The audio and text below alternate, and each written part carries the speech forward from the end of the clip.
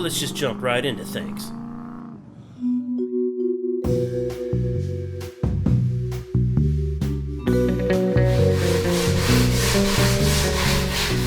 So you've seen this 66 Belvedere floating around here and there in the shop since we started the show, and it was finished a couple years ago, so you might be wondering what it's been doing here. Well, Troy wasn't happy with the original paint and wanted it to be completely redone. Now that's a big undertaking, and that's what I call standing behind your work. Now to Warren's credit, he had nothing to do with the original paint job, but Warren's new paint job is so pretty that it's got me thinking that it might even be okay to paint a car blue. That's against one of my own rules.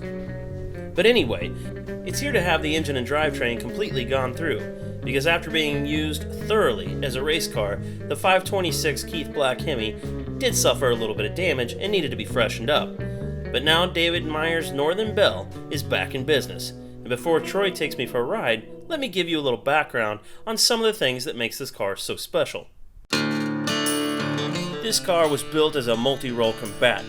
Pretty enough to just be a trailer queen, but fast enough to hang with all-out race cars while not losing its former self in the process, or the iconic good looks of a 60s era B-body Mopar. The car participated in a number of endurance races where it pulled itself from track to track like a daily driver and busted out quarter-mile passes in the 9s. It also passed that magical 200 mile per hour barrier in the standing mile with a modest set of tires and a bit of ground clearance while tipping the scales at 4,800 pounds. The Northern Belle is a study in contrast, to say the least. Add all that to the signature looks of a Rad Rides by Troy creation, and you've got a superstar. So that's my quick introduction to the car, and I'd strongly suggest taking another look at it on the net. There's a lot of good info on this thing out there. But what I really want to show you is the car in motion. So I had the camera guy follow us in my sensible economy car. I should just fly out of here. Glenn will never find us. They've already got an advantage though in the Fiesta. Yes. I mean, if she uses all 4 cylinders. Boost advantage. Yeah. Yeah, when I went to buy that piece of shit. It's perfect though. It is. But they tried talking to me into a turbo one. It was 8 or 9 grand more. Like, I'm not here. If I want something fast, I'll buy something fast. I know, right? I'm looking for something that doesn't cost them to drive. Exactly. Something practical. And we were off to the countryside for a quiet, leisurely drive. God, it's still. It is still out here, isn't it? If that fucking bird wasn't squealing over there, it'd be. Hey, bird, shut up. And then some bird started making noise, and we couldn't let him be the only one disturbing the peace. It's time to make some noise of our own.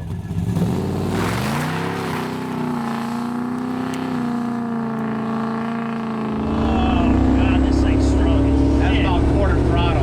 Wow.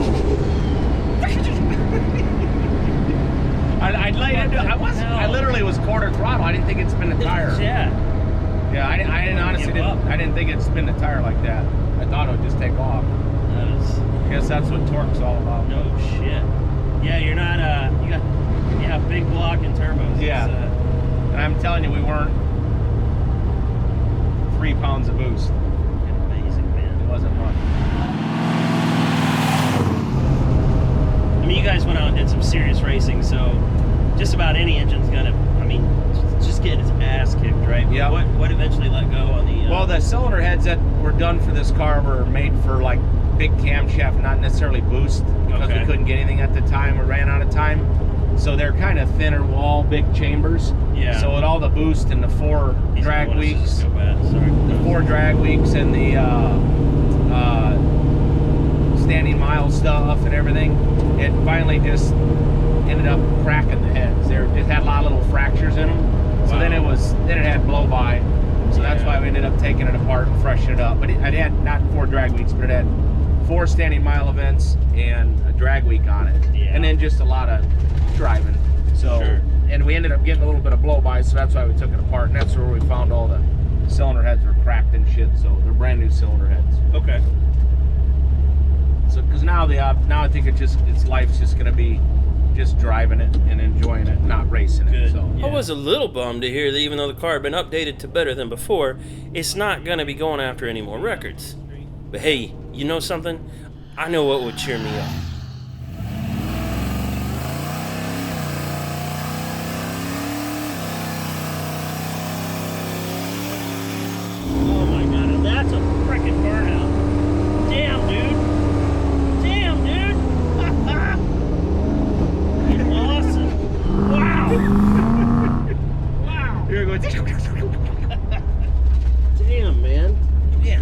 some heat in the tires now, man. Look at out the field. That is great. It looks like a tank just fired. When David came to Troy, he had a very specific idea about what he wanted the car to be. Normally when you're building a car that's going to travel over 200 miles per hour, it has a supercar look, with huge tires in the back, bits of aero hanging off of it, independent rear suspension, just to name a few characteristics. And this car is still leaf-sprung, with a fairly small tire. You'd see this car and expect it to be fast, sure, but not as impressive as it really is. And a look under the hood shows a very detailed but still stock-looking Hemi. And Hemis have a great reputation for making power, but where's the magic that makes this car challenge physics? It has 2 turbos hidden by the rear axle. Now sure, there's a trade-off for having the turbos in the back, but many experts have told me flat out that this just won't work. Well, one of the reasons I love Troy is because he doesn't just believe you can't do something because people said you can't do something. And a seat of my pants says these turbos work just fine, because this son of a bitch is fast.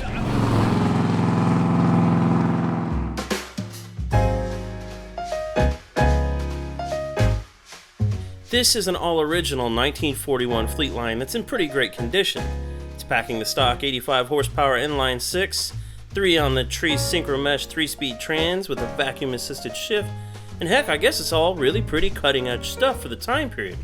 But Troy and his team have been putting loads of time and energy into making a modern Fleetline like no other.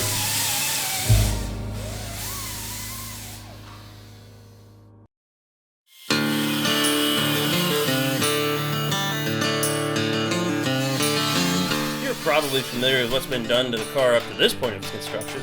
The 4-door was turned into a 2-door, featuring a one-off chassis and independent rear suspension inspired by the new Camaro, LT1 engine, and 10-speed transmission, modern Corvette front suspension with fully independent adjustable magnetic shocks at all 4 corners, completely handmade body really, featuring a much sleeker roof line and actually just too many things to mention, like the 180-degree headers.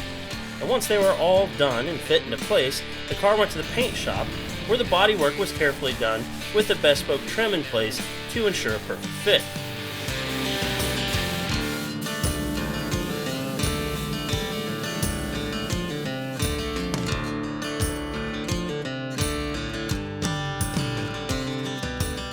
The chassis went to be powder coated, and eventually the body and chassis found themselves reunited back at the main shop, where the work on the interior was continued and the wiring began.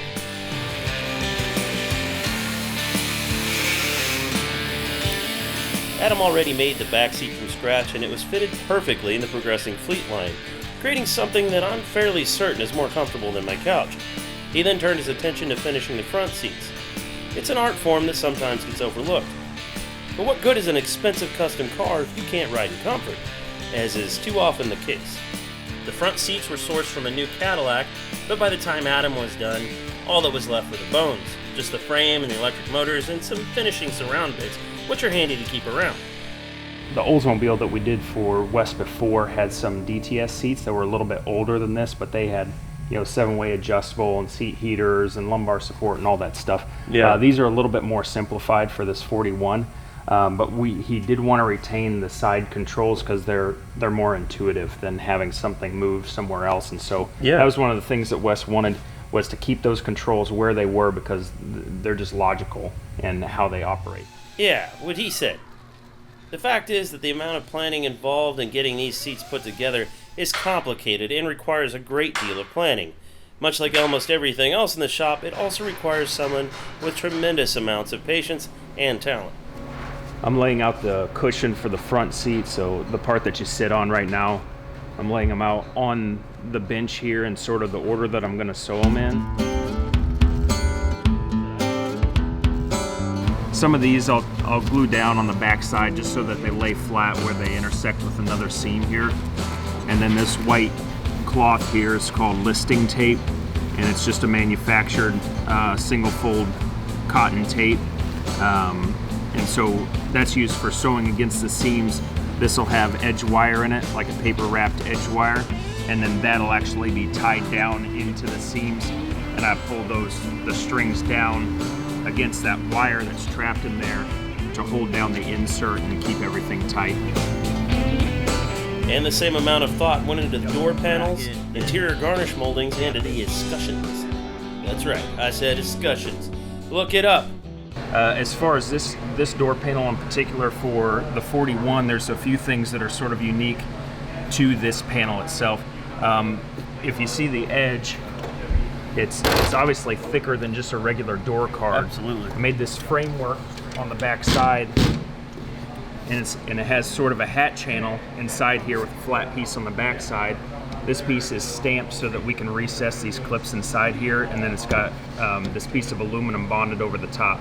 Well, this piece of aluminum is only a certain thickness so that the leather is actually proud of this here that traps that clip in. So these are completely serviceable. If this was to bend, you can heat this up a little bit with a heat gun and pop that thing off and put a new clip in there. So Very cool. even the clips themselves are serviceable without having to take any of the upholstery off. Now the thickness of this here, and the reason that it's tipped over, is to compensate for that late model door seal on the 41. This has to be a certain thickness, like a late model door, where the panel sticks out into the door opening into the interior, because that door seal is so thick.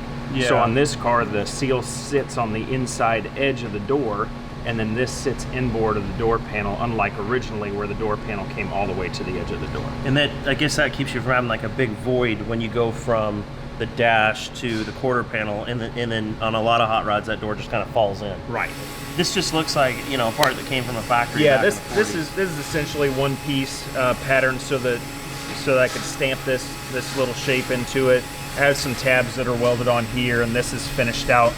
This actually puzzles into that piece in the back, and then the seal from that late model door seal actually catches the edge of this, and so this tucks into that, and then that seal actually sits behind this, and then this traps the edge of the seal and the edge of the headliner here, and so this overlaps the headliner all the way around. Wow.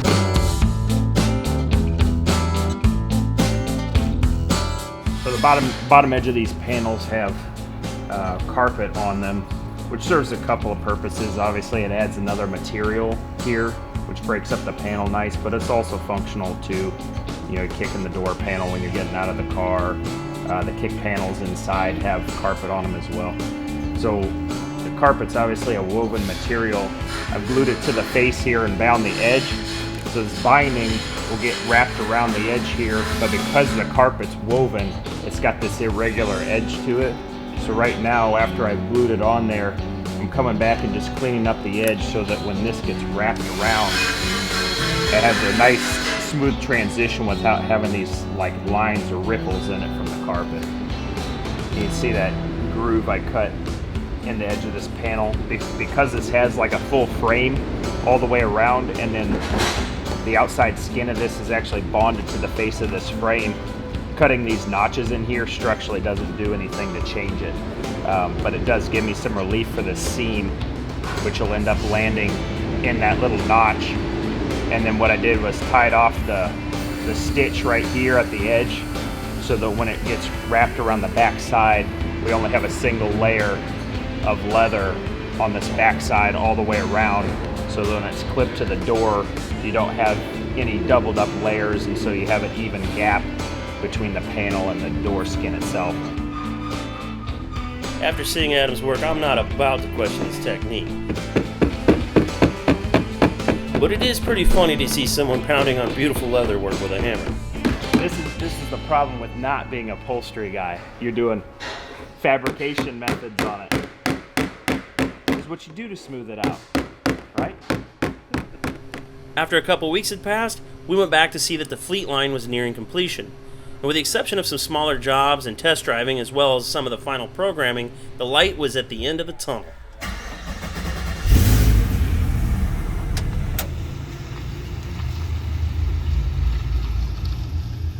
Said even the bumps are pretty minimal.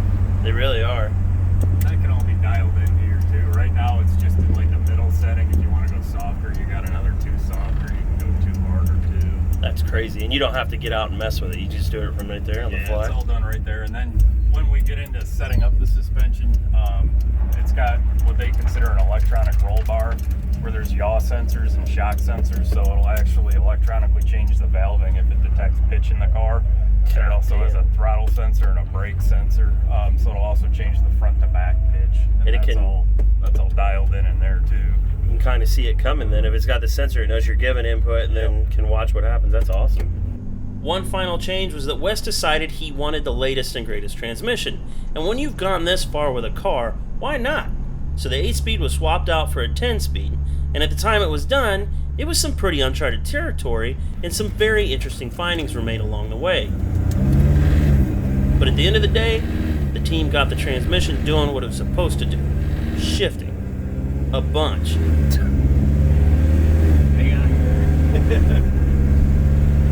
This project is coming in for a landing, so I grabbed Adam for a quick walk around on the 41.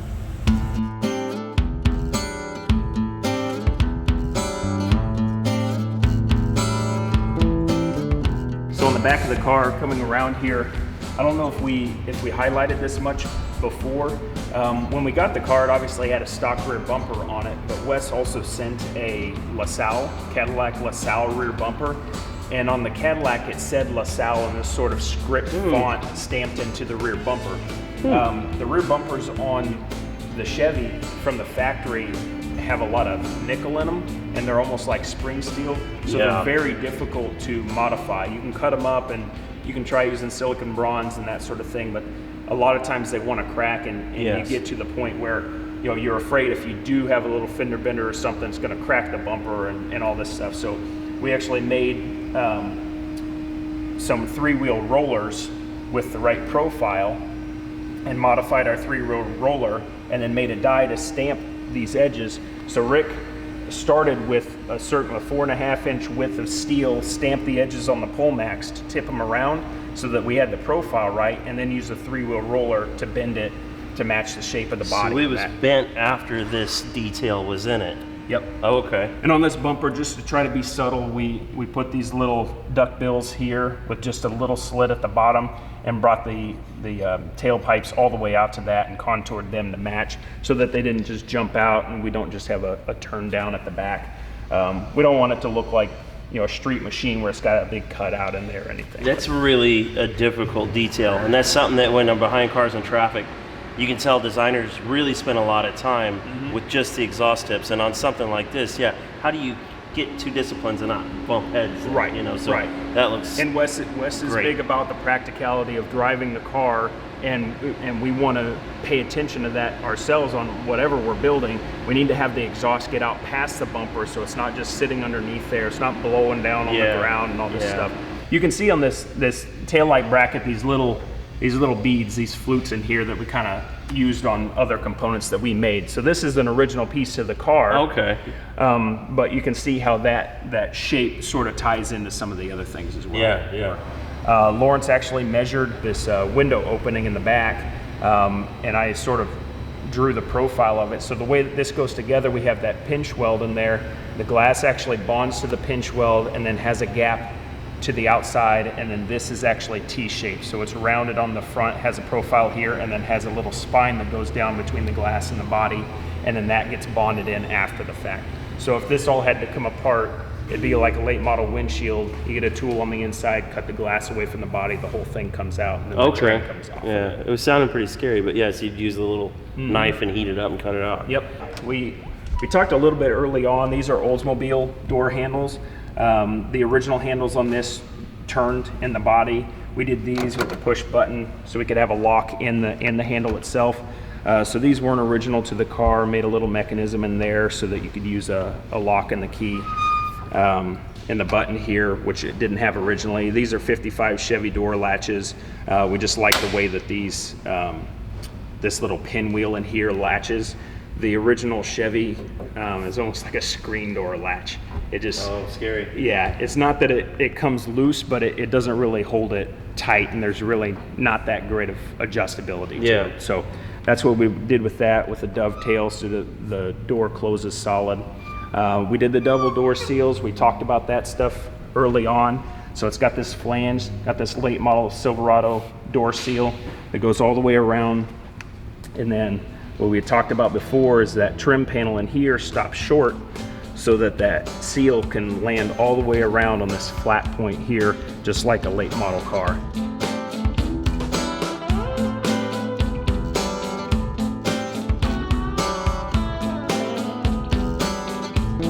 If you look across, I have the door panel mocked up and the quarter panel, and you can see that seal kind of lands on the edge, but we try to make it as inconspicuous as possible.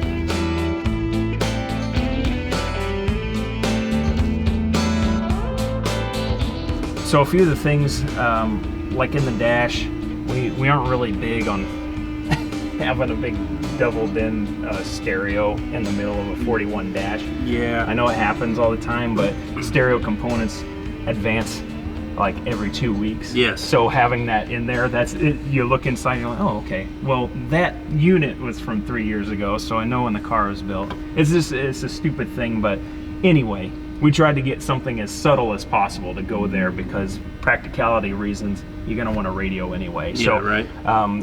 Casey made a lot of that stuff to incorporate that as well as we could, along with the console. It's not in here right now that he also made.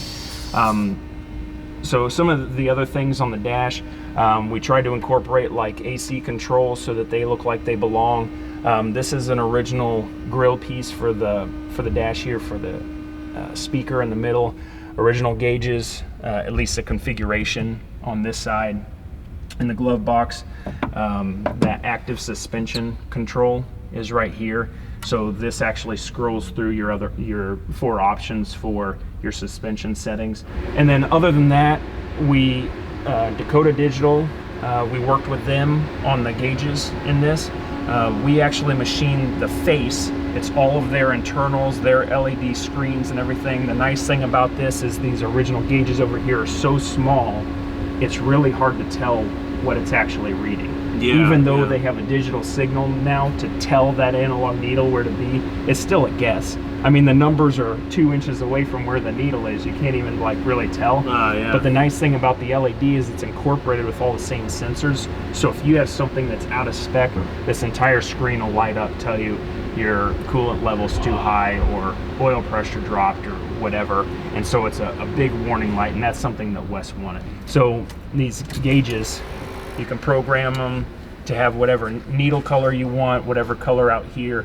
You can scroll through this to tell it what you want the display to say. So this one obviously has a clock over here right now, trip meter. This has miles per hour, what gear you're in right now. But you can have it tell you whatever you want. Well, I said I think clear back in episode 1 that this was going to be one of the most technologically advanced hot rods ever built, and I stand by that to this day because, whoa. And then with the LT1 being direct injected as a 10-speed transmission, independent rear end, the electronic shocks, and I mean, it's just, where do you stop? GPS, right. You know, on and on. So Casey laid these out. These pieces fit in here. It's a framework. These cars actually have a lot of clearance to the bottom of the door inside here, and they actually had a vulcanized rubber mat that went here originally that went through that, and then there were holes underneath here, and they had like a quarter turn tab that held that rubber piece in. So what we did is these have a ribbed rubber insert that go inside here. This will be powder coated for durability, and then this little piece in the middle has this tag that Lawrence machined. We obviously did the font for sort of the era of the car. Yeah. So those inserts will go in there. This will probably be dark gray. The ribs are black rubber. And then this will have a real short inner door sill in here as well to finish out the edge of the carpet and finish out against the inside of the seal as well. Man. So this may be the first time that you guys have seen it completely put together. Yes. So you can see all the panels and everything, the pieces that Casey made up here to close off the top of our radiator.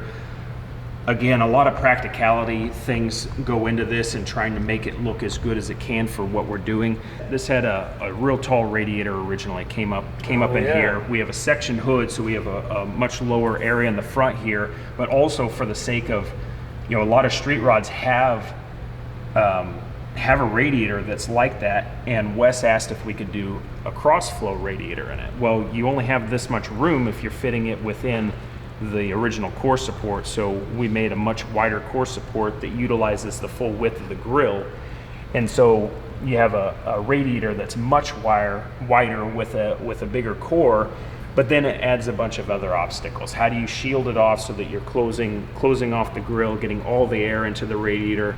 Then how do you get the radiator out?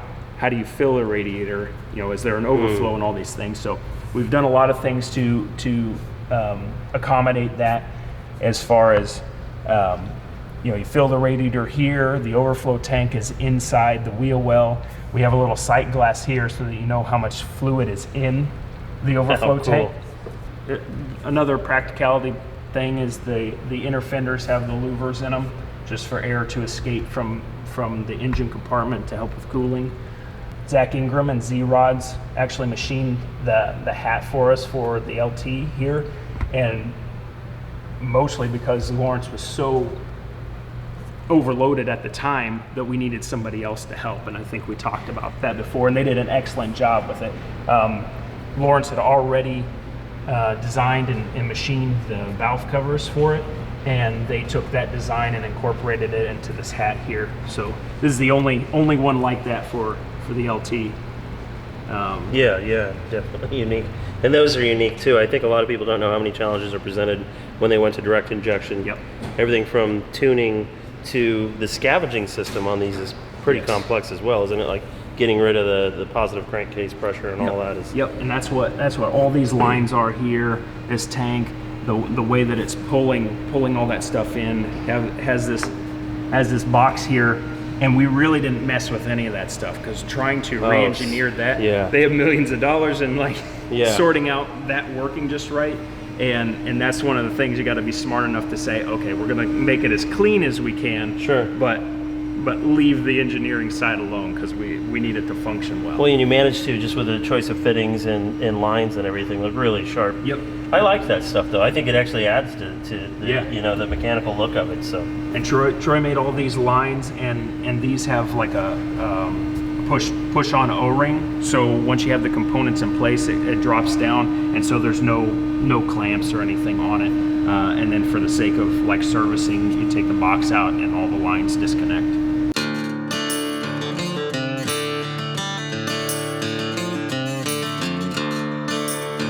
In order to catch up to the Fleetline in its finished state, we headed to Columbus, Ohio, where the car was a big hit with the crowd.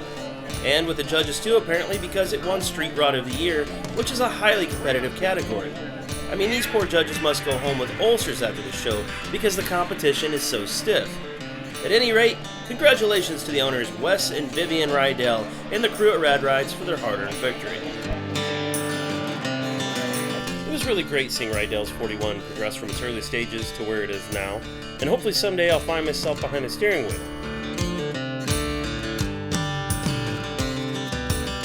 Now there is another car here that is ready for some driving, and I've already got the key.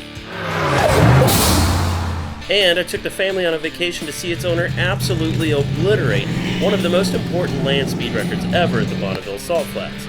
Keep an eye out for that and more on the next episode of Rad Rides by Troy.